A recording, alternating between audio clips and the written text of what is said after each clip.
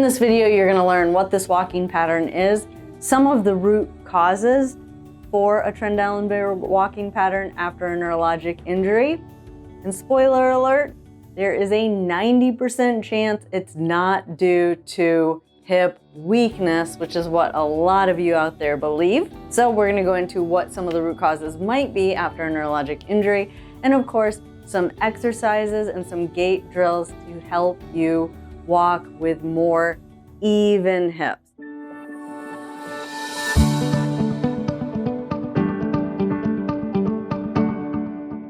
If you're new to this channel, I'm Tara. I'm a neurologic physical therapist, and on this channel we talk about anything and everything related to mobility, health, fitness, and mindset, with the end goal of empowering you with as many tools as possible to take full ownership of your rehab and your overall health.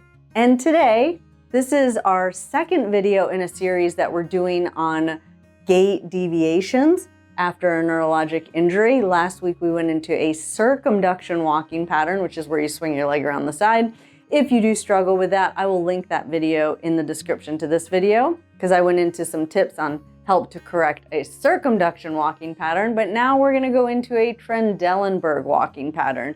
So for those of you that aren't familiar with that term, that is when one hip drops when you walk. After a neurologic injury, this is pretty common for the non-affected hip to drop.